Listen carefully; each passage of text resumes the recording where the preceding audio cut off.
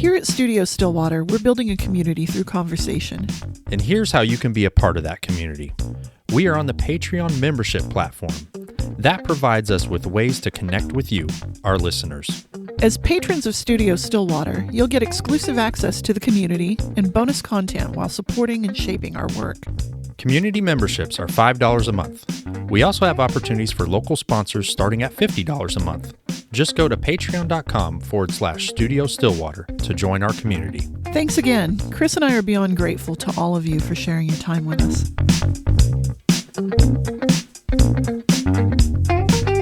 Welcome to Studio Stillwater. I'm Michelle Charles. And I'm Chris Peters. We're here today with Camille DeYong, president of the Stillwater Board of Education and candidate for Stillwater Board of Education in the upcoming April 6th election. Multitasking, yes. And this is Ward 1, right? Ward 1, yes. Very good. So just be clear, what region of Stillwater is Ward 1? That's basically the southeast region. Okay. Roughly. The ward boundaries are kind of interesting, but it's roughly south of McElroy and east of Perkins Road. Very good. So we're trying to just get to know the candidates a little bit as people. This is something that you don't always get a chance to do. I mean, when you do those forums, they say, okay, tell us about yourself. You have 90 seconds, go. Right. I know. So we wanted to do this in a little bit of a more relaxed setting. Okay. And we always start with this question: what brought you to Stillwater? I was born in Oklahoma City, but my father took a job at Oklahoma State when I was 5. And so we moved, our family moved to Stillwater, and I went all the way through school in Stillwater schools. So, I'm a lifelong pioneer and bleed blue and gold and bleed orange and black. And, I've moved away a couple of times, but always came back. And my former husband and I raised our kids here. Our 2 daughters went through Stillwater schools. It's been a lovely, lovely place to live. Now, I believe I know one of your daughters from Town and Gown. Mm-hmm. Is that right? Yeah, actually, they have both been, over the years, involved in Town and Gown. Shannon is the oldest, and she is a counselor for Family and Children's Services in Tulsa.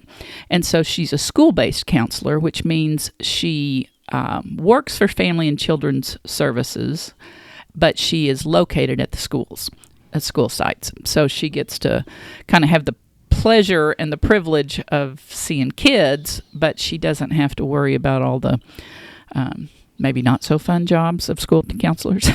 So, she really likes it. She has been in a number of productions at Town and Gown, and Sarah, my youngest, has also been in Town and Gown. Sarah is an actress and a singer, and is currently applying to graduate schools for vocal pedagogy, which means she teaches voice online, and so she also wants to learn how to do that better.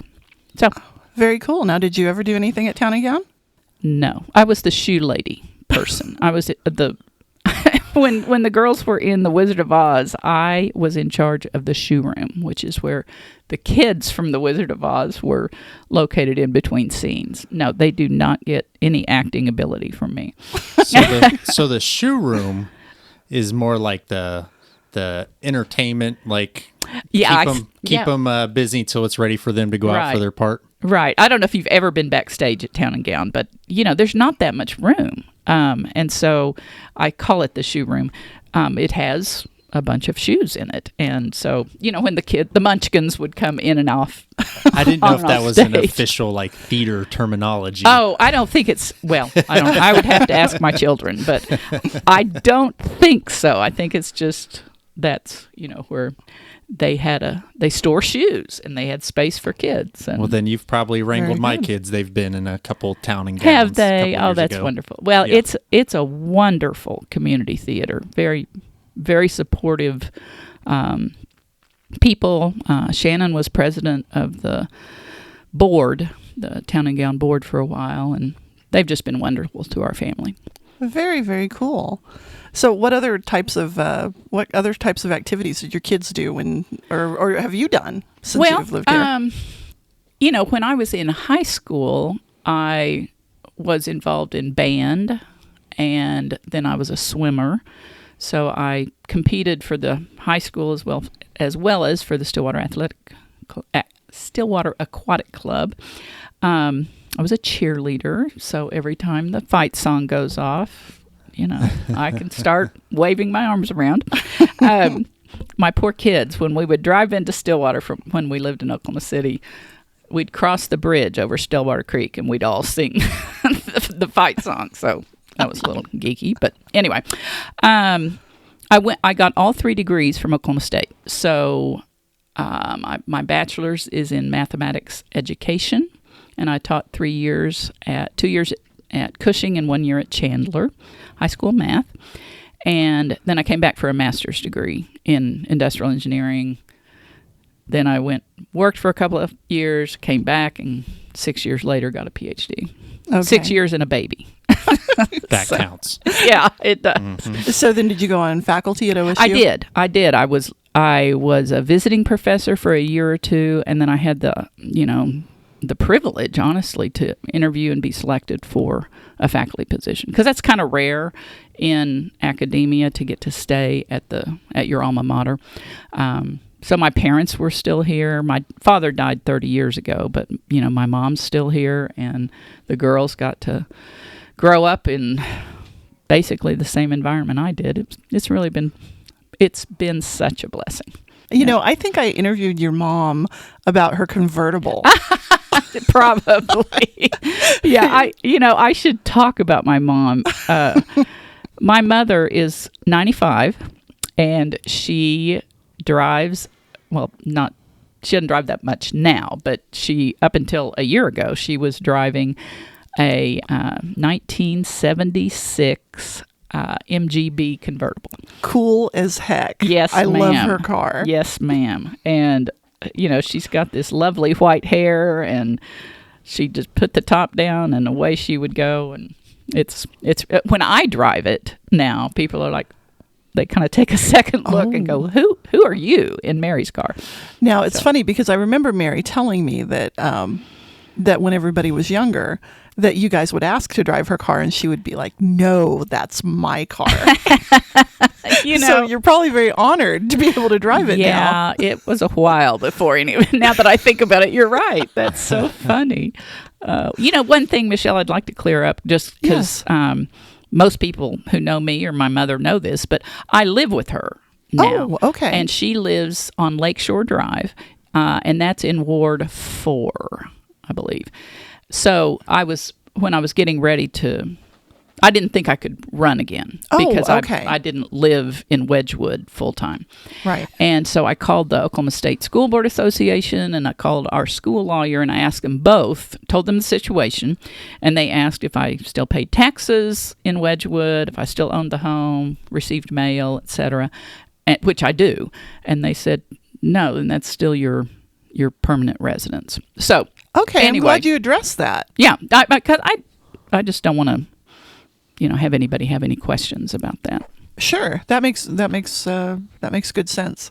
So, has the school board had to deal with situations like that before? I mean, I know when you have a parent who's older and who needs some help. Well, not to my knowledge, but it was clear when I called and asked, particularly the State School Board Association, they've dealt with that question many times. Okay. Whether it's a vacation home that somebody goes and lives at. That you just own multiple you properties. just happen to own multiple or something. So right. During my tenure on the board, we haven't, to my knowledge, dealt with that. But I just wanted people to know because it's not a big secret. Okay, so basically it's just a matter of where your principal and permanent residence is located. That I believe you just summed it up, yes. Okay, all right, which is normally in Wedgwood. Correct. Okay, all right, very good. So I mean, you are obviously deeply rooted in Stillwater. So that is true. I mean, how do you think, your life living in this community and always being drawn back to it, how do you think that formed you as a person? Wow, what a great question. I think for me, it all comes back to kind of the openness and the friendliness of the people in this town on campus. My parents were very intentional about instilling in us that you can do whatever you want, and you're as good as anybody else. But, it's kind of the old Aunt Eller phrase, you're not any better. Right. It's just been, it's something that has grounded me for a long time. I enjoyed living in Oklahoma City when we were down there, but it was a blessing to get to come back and live here. Just have my kids grow up in the same environment. Things have changed, obviously, over however many years that we won't go there. But anyway, so, yeah, thanks for asking that. Okay. And it seems like something always just drew you back. I mean, obviously, you would have had opportunities to go other places. What made you decide to keep coming back home? I think just life circumstances. When I came back to graduate school and got my master's degree, I met my husband, and we got married after, I had got my master's, and then he started law school at OU. And so, between the two of us, we were going to be living close to Norman. And so I started looking for jobs in industry in the Oklahoma City metro area and worked for Hertz at the data center for a couple of years. And then I had my first baby, Shannon. And I remember somebody telling me, asking me actually, are you coming back to work after you have the baby? And I'm got my hands on my hips, and I'm like, well, I have a master's degree in engineering. Yes, I'm coming back to work. And they put that baby in my arms, and I was like, no, not so much. So Mike was in the middle of law school. It wasn't a great time for me to not be working full time, but we worked it out, and I took a part-time teaching job at Central State, or University of Central Oklahoma, and then pretty quickly decided that teaching was my passion. So that's when I thought, okay, I'll just go get a PhD. How hard can that be? Yeah. It's a little hard. So, how long was that process for you? Well, it took from start to finish for the PhD, it took 6 years. But I had Sarah in the middle of it, and I took a year off when she was young. And we were still living in Oklahoma City while I was doing the PhD. So one of the kids, whether it was Shannon and me coming up or Sarah and me later, one of the kids and I would come up, and we would spend the week up here with my mom and dad, and then my mom, and then go home on the weekends or as whenever we could. So, it's just one of those things that your life lays out these paths. And, since Mike was in law school, and then he was working as an attorney in Oklahoma City, and, this was where I could do it, is back in Stillwater, and I had connections and knew the faculty, and was able to get admitted and plod on. So very good. The opportunity was here in Stillwater. Yeah. Stillwater did provide the opportunity. Yeah, good point. Absolutely. And it's funny because that's one of the things that I feel most grateful about is I've had the ability to kind of cross the town and gown, speaking of town and gown. Exactly. I'm a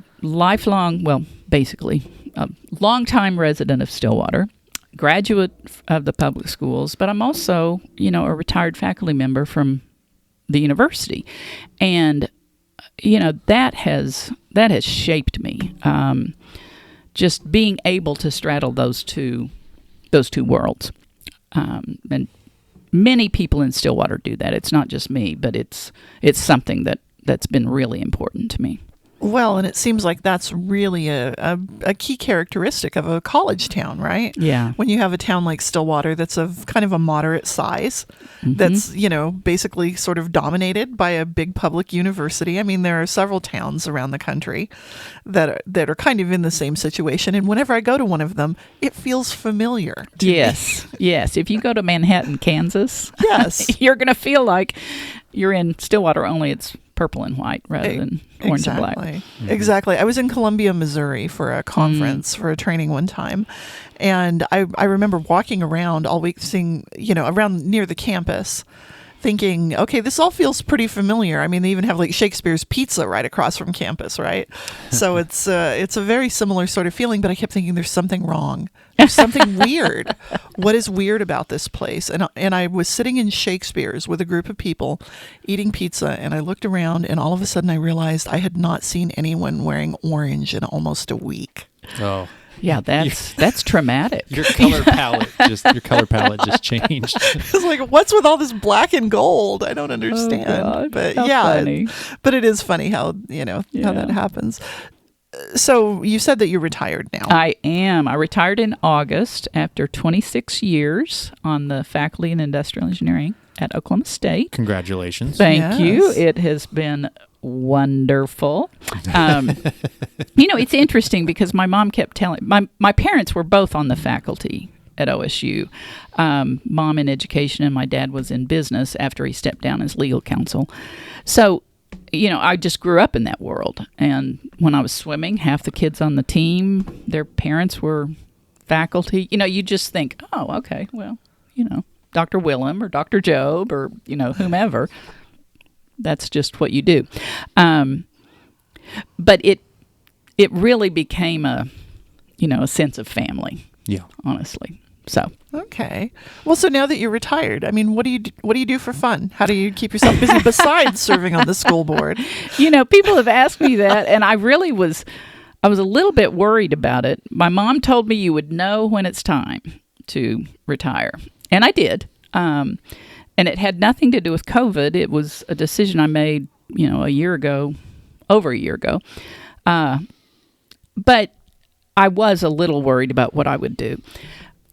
Now I'm not quite so worried. I walk the lake every day that it's not pouring down rain, and I read a lot of books. And, I've waited to get more involved in volunteer activities, largely because the school board has heated up so much. It's been a deal this year, to say the least. Yeah, I think any form of public service this year has been probably especially challenging.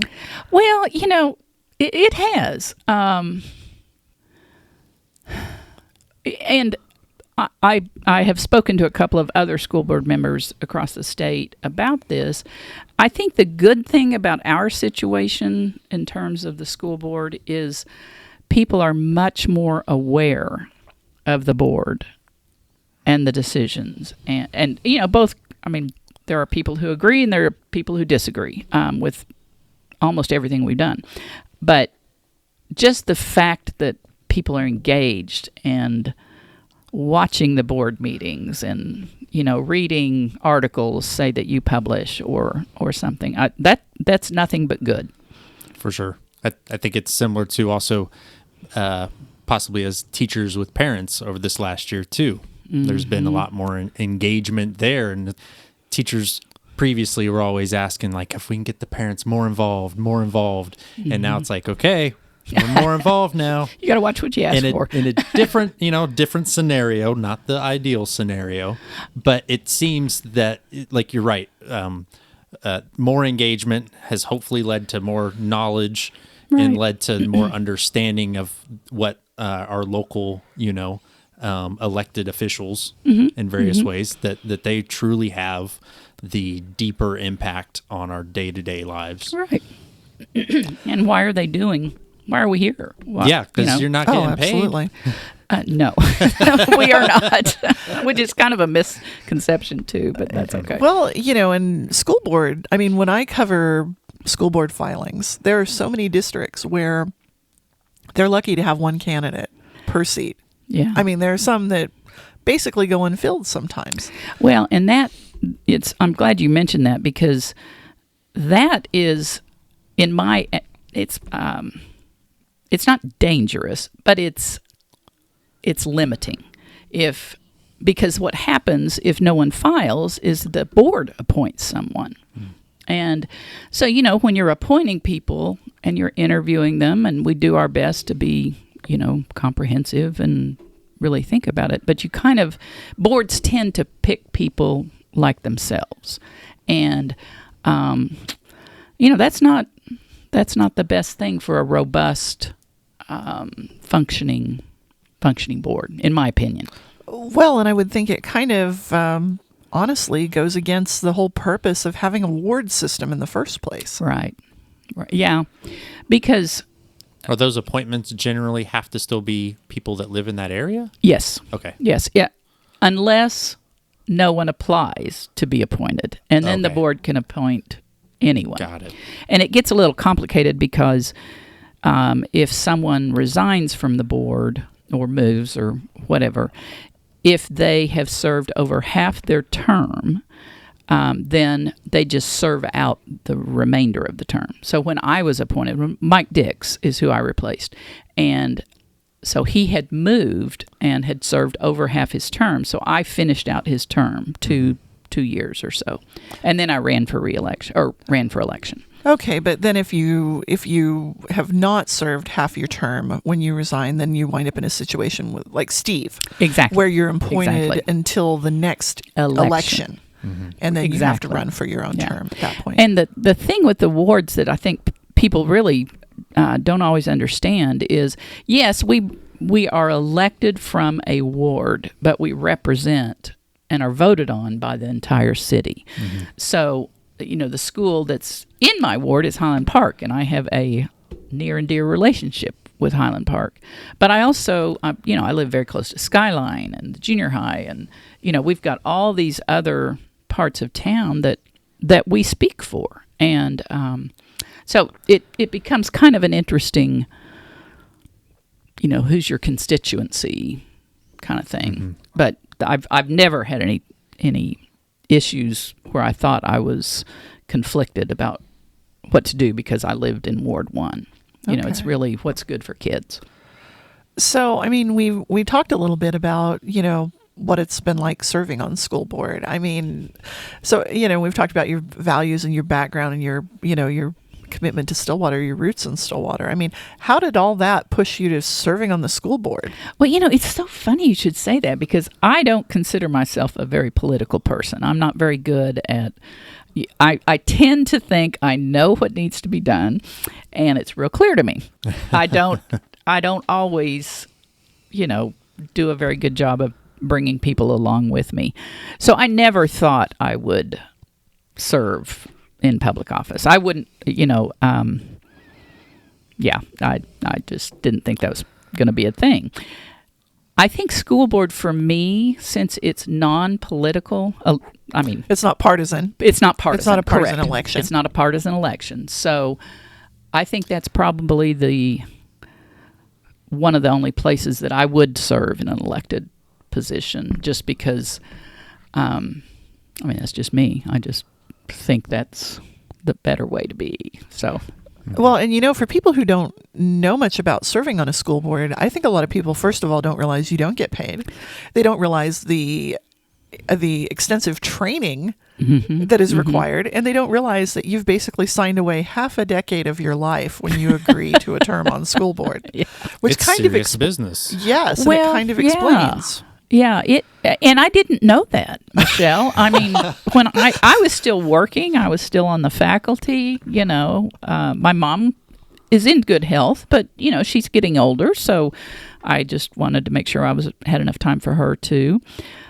So I would ask them. Debbie Vincent called me, and then John Price called later, and I said, okay, so how much time are we talking? And, they were like, well, there's a regular meeting, every month, and then you're on a committee, and they were being perfectly honest and genuine. But that's true. That's the minimum, of what you're going to be. That's just showing up. That's not Right. putting any extra time of Not your own visiting on. schools, not going to events, not talking to teachers, staff, Reading CDC guidelines. reading CDC guidelines. Yeah, that's a fun one. But yeah, does that make sense? Yes, it absolutely does. It absolutely does. It all kind of comes back to serving the community, though, right? True. So what is it about this community that makes you so invested in it? What do you love about Stillwater? Why have you stayed here all these years? Well, I think there is just such an interesting combination of people here. I've got friends that, from all over the world that now have chosen to be in Stillwater, either on the faculty or as, professional people, or just moved here to work and raise a family.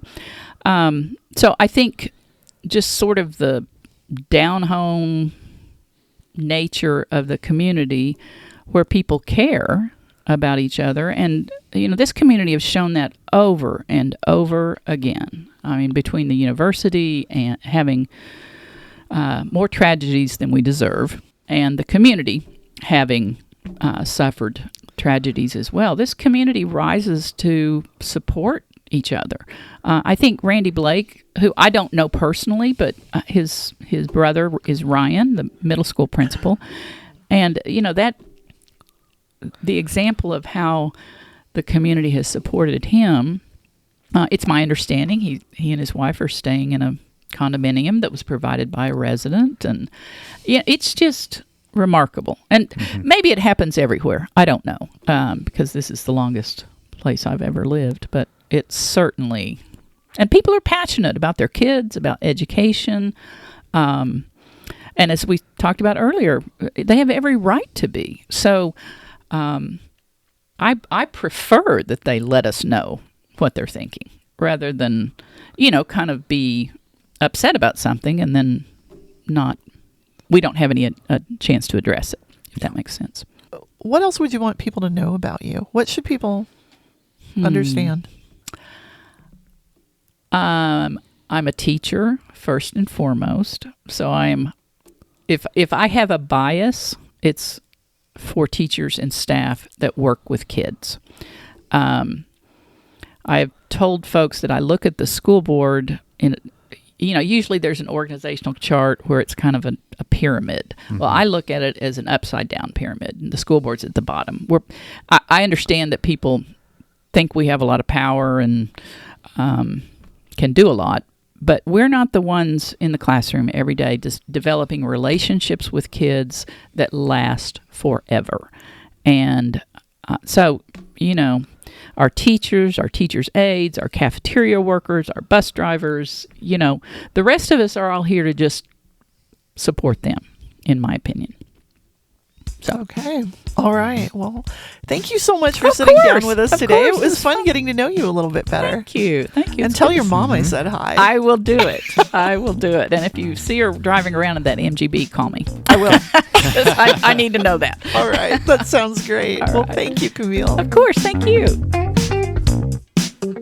Just a few reminders about the upcoming local election.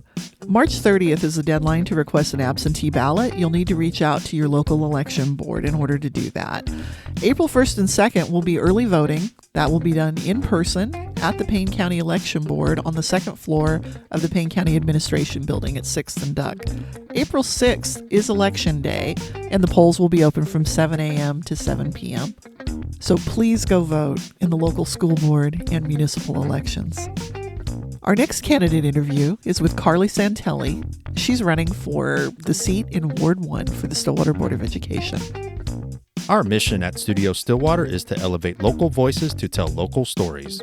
You can get in touch with us via email, studiostillwaterok@gmail.com, or slide into our DMs on Facebook, Twitter, or Instagram. You can also send us a voice message by going to anchor.fm/Studio Stillwater. Just hit the Add Message button to record right from your phone or computer. We would love to feature your voice in a future episode. Finally, check out the show notes. There you will find links to everything we discussed on the show. Thanks again for joining us. Until next time.